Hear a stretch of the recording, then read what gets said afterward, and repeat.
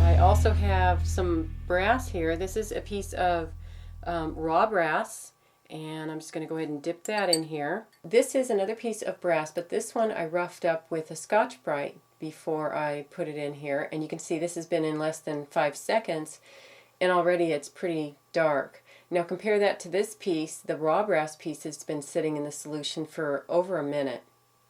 So to get a good patina on brass or bronze, give the piece a scratch finish or a satin finish before you patina it.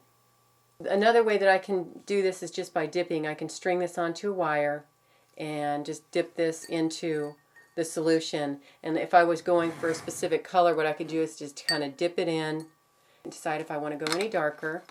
And that gold is pretty, but I'm going to go for something a little darker so I get kind of an oxidized look to it.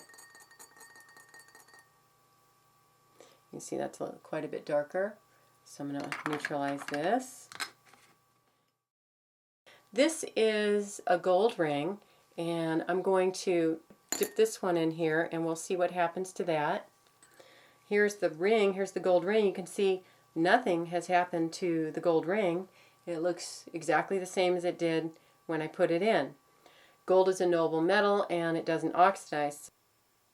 This does not work on aluminum, and I showed you it does not work on gold.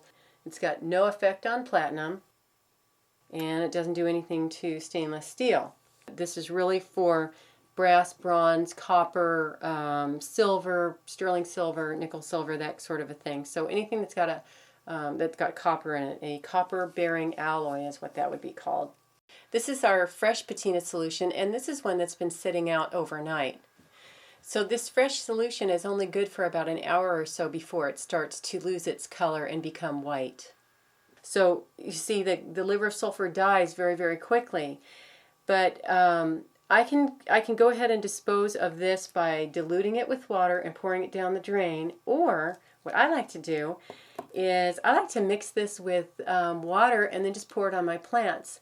Especially tomato plants, just love it, because when you go to the nursery and buy fertilizer, a lot of times you'll buy something called lime sulfur, and this is basically a plant fertilizer. Even as it sits here, this is a fertilizer and this is a fertilizer. It's just that this one no longer has the smell. Did I mention the smell? This stuff stinks. That's the thing. Liver of sulfur is really stinky, and it goes away and it's not going to hurt you. The thing is that you're just going to have to get used to that rotten egg smell, which I always, when I smell it, I think of a studio. So, you know, that's just the cost of doing business when you're working with liver of sulfur. There's several different ways that you can clean up the pieces after you've patinaed them. One of the easy ways, and a thing I like to use, is the baking soda, okay? Because I've already got the world's biggest box of baking soda, so I might as well use it, right? So what I'm going to do here is I'm going to grab one of these pieces, and I love this one. And I got my fingers are already wet, so I'm just going to dip them in the water and get my fingers wet here. Clean it off with my thumbs. Fingers really make a good tool for this because my fingers are going to run over the high spots and avoid the low spots, obviously. And that gives me a really nice contrast. The baking soda is a little bit abrasive, and cleaning it up like this is low tech and inexpensive, and I've got the baking soda sitting right here. So look how beautiful that is. Look how that brings out all the really pretty detail, and look how nice and quick that cleans up right there. So I'm going to do the same thing with this. I'm just going to go ahead and go over this with my fingers, and that's going to give me a beautiful patina. So here's the brass piece. That looks really nice. This doesn't have a deep texture, so if I use my fingers on this, I'm going to take probably most of it off. So I'm going to use just this polishing pad here and just remove that off of the high spots, and that gives me real nice contrast there. So on this one here, I first polished it up with my fingers and the baking soda, and now I can just clean it up with this polishing pad.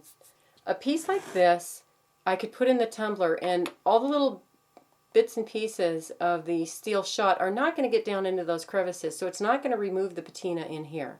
So this one would be okay to put in the tumbler.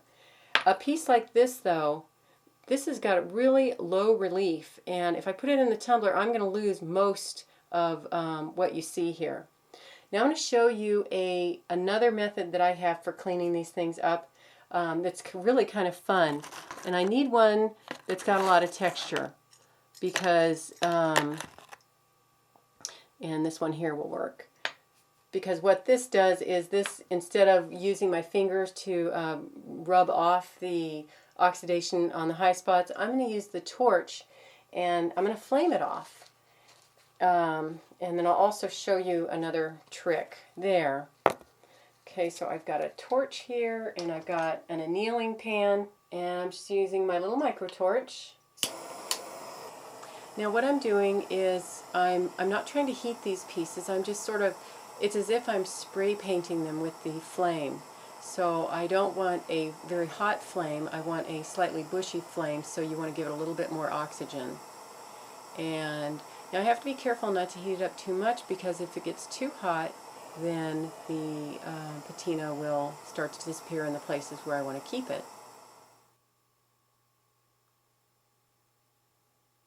This is the piece that I tumbled before I put it in the Patina Gel solution, and that means that it was pre-polished, so it was already nice and shiny. So what I'm doing here is using an ultra polish pad to remove the oxidation from the already polished surface. I find it's a little bit easier to first remove the bulk of the oxidation that I don't want using baking soda. And then I can use the ultra polish pad to buff up and shine the surface without clogging up my polishing pad. For a satin finish or a scratch finish, I can use something that's very abrasive. Here I'm using a fine Scotch-Brite pad. This is a piece that I removed the bulk of the oxidation using the torch, and now I just need to go back in and polish it up. Here I'm using 3M polishing papers, and the grits range from 400 to 8,000. So to polish to a mirror finish, I simply start with the 400 grit, and then I move through each of the grits, and finally to the 8,000. I can hold the pieces in my hand and polish them that way, or for something like this, where I've got a nice flat surface, I fold my towel in half and then I can put my polishing papers on top and just rub the surface of the metal.